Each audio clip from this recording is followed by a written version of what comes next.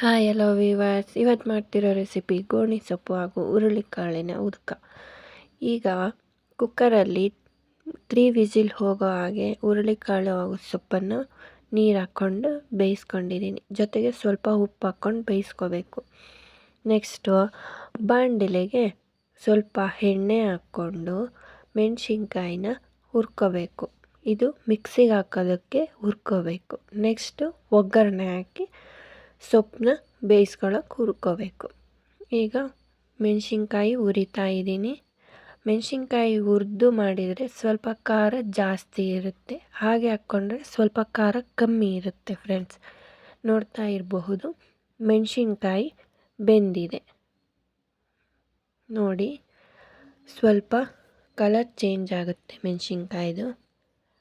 ಉದ್ಕಕ್ಕೆ ಹಸಿರು ಮೆಣಸಿನ್ಕಾಯಿನೇ ಹಾಕ್ಕೋಬೇಕು, ತುಂಬ ಚೆನ್ನಾಗಿರುತ್ತೆ ಫ್ರೆಂಡ್ಸ್. ನೆಕ್ಸ್ಟು ಈಗ ಒಂದು ಪ್ಲೇಟ್ಗೆ ಹಾಕ್ಕೋತಾ ಇದ್ದೀನಿ. ನಾನು ನಮ್ಮನೇಲಿ ಸ್ವಲ್ಪ ಖಾರ ಕಮ್ಮಿ ತಿನ್ನೋದ್ರಿಂದ 6 ಮೆಣಸಿನ್ಕಾಯಿ ಹಾಕ್ಕೊಂಡಿದ್ದೆ.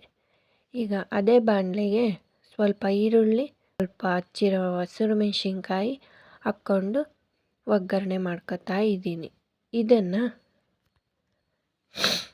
ಇದನ್ನು ಸೊಪ್ಪು ಸಾಂಬಾರು ಮಾಡಿದಾಗ ಅದಕ್ಕೆ ಸ್ವಲ್ಪ ಸಾಂಬಾರಿಂದು ಸೊಪ್ಪಿರುತ್ತಲ್ಲ, ಅದಕ್ಕೆ ಸ್ವಲ್ಪ ಹಾಕ್ಕೋಬೇಕು. ಅರ್ಧ ಭಾಗ ಮಾಡ್ಕೊಂಡು ಹಾಕ್ಕೋಬೇಕು.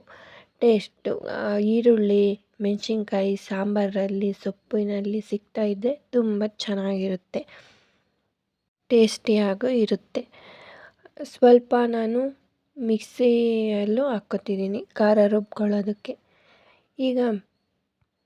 ಈಗ ಖಾರ ಮಾಡ್ಕೊಳ್ಳೋದಕ್ಕೋಸ್ಕರ ಮಿಕ್ಸಿಗೆ 1 ಕಪ್ ಕಾಯಿ ತುರಿ, ಹಾಗೆ ಬೆಳ್ಳುಳ್ಳಿ ಹಾಕ್ಕೊತಿದ್ದೀನಿ. ಆಮೇಲೆ ಸೊಪ್ಪು ಹಾಕ್ಕೊತಿದ್ದೀನಿ, ಕೊತ್ತಂಬರಿ ಸೊಪ್ಪು, ಮೆಣಸಿನ್ಕಾಯಿ. ಕೊತ್ತಂಬರಿ ಸೊಪ್ಪು ಹಾಕ್ಕೊಂಡು ಮಾಡಿದರೆ ತುಂಬ ಚೆನ್ನಾಗಿರುತ್ತೆ ಉದ್ಕ. ನಮ್ಮನೇಲಿ ಯಾವಾಗಲೂ ಉದ್ಕ ಮಾಡ್ತಾ ಇರ್ತೀವಿ. ಸ್ವಲ್ಪ ಜೀರಿಗೆ, 1 ಟೀ ಸ್ಪೂನ್ ಜೀರಿಗೆ, 1 ಟೀ ಸ್ಪೂನ್ ಉಪ್ಪು ಹಾಕ್ಕೋಬೇಕು. ಆಮೇಲೆ ಬೇಕಾದರೆ ಉಪ್ಪು ಹಾಕ್ಕೊಳ್ಳೋಣ.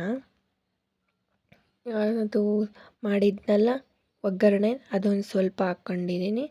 ಮತ್ತು ಈಗ ಉದ್ಕದ ಕಾಳು ಸೊಪ್ಪು ಇತ್ತಲ್ಲ, ಅದನ್ನು ಹಾಕ್ಕೊತಿದ್ದೀನಿ ಮಿಕ್ಸಿಗೆ. ಈಗ ಗ್ರೈಂಡ್ ಮಾಡ್ಕೊಂಡು ಬರೋಣ. ಗ್ರೈಂಡ್ ಮಾಡ್ಕೊಂಡು ಬಂದಿದ್ದೀನಿ ನೋಡಿ ಫ್ರೆಂಡ್ಸ್. ಈ ಥರ ತರಿಯಾಗಿದೆ. ಅದು ನೀರಿರುತ್ತಲ್ಲ, ಉದ್ಕದ ನೀರು, ಅದಕ್ಕೆ ಅದನ್ನ ಹಾಕ್ಕೋಬೇಕು, ಪೇಸ್ಟ್ ಮಾಡ್ಕೊಂಡಿರೋದನ್ನ. ನಮ್ಮನೇಲಿ ಹರಳೆಕಾಯಿ ಇತ್ತು, ಹುಣ್ಸೆಹಣ್ಣು ತಗೊಂಡಿರಲಿಲ್ಲ.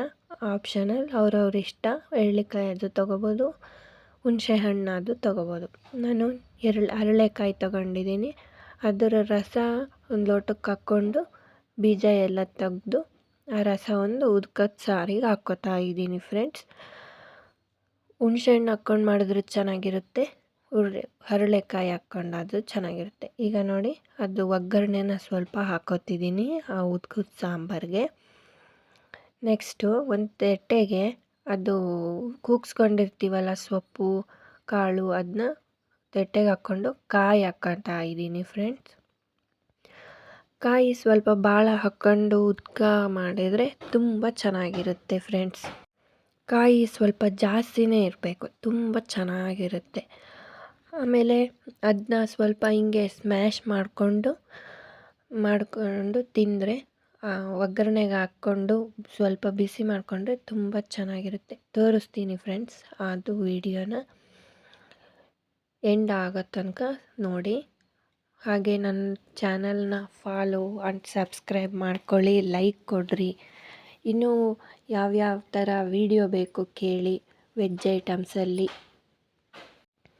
ಕಾಮೆಂಟ್ ಮಾಡಿ. ಈ ಥರ ಬೇಕು ಅಂದರೆ ಕಳಿಸ್ತೀನಿ. ಈ ಸೊಪ್ಪು ನಮ್ಮ ಹೊಲದಲ್ಲಿತ್ತು, ತೊಗೊಂಡು ಬಂದಿದ್ದೀವಿ, ತುಂಬ ಚೆನ್ನಾಗಿರುತ್ತೆ. ಈಗ ಒಗ್ಗರಣೆ ಹಾಕಿರೋ ಬಾಣಲಿಗೆ ಅದನ್ನ ಹಿಂಡ್ಕೊಂಡು ಹಾಕ್ಕೊತಿದ್ದೀನಿ. ಇನ್ನೂ ಸ್ವಲ್ಪ ಸಪ್ಪೆ ಸಾರು ಉಳಿದಿದೆ, ಅದನ್ನ ನಾನು ಖಾರದ ಸಾಂಬಾರು ಜೊತೆನೇ ಮಿಕ್ಸ್ ಮಾಡ್ಕೊತಿದ್ದೀನಿ ನೋಡಿ. ಅದು ಮಿಕ್ಸ್ ಮಾಡಿಕೊಂಡ್ರೂ ಚೆನ್ನಾಗಿರುತ್ತೆ, ಅದು ಸಪ್ರೇಟ್ ಊಟ ಮಾಡಿದ್ರೂ ತುಂಬ ಚೆನ್ನಾಗಿರುತ್ತೆ.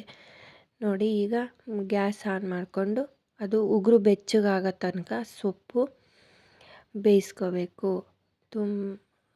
ನೆಕ್ಸ್ಟು ಬರೀ ಹುಳ್ಳಿಕಾಳು ಉತ್ಕನೂ ತುಂಬ ಚೆನ್ನಾಗಿರುತ್ತೆ.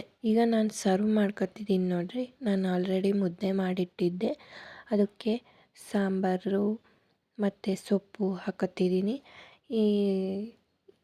ಈಗ ವಿಡಿಯೋ ಎಂಡ್ ಆಗ್ತಾ ಇದೆ.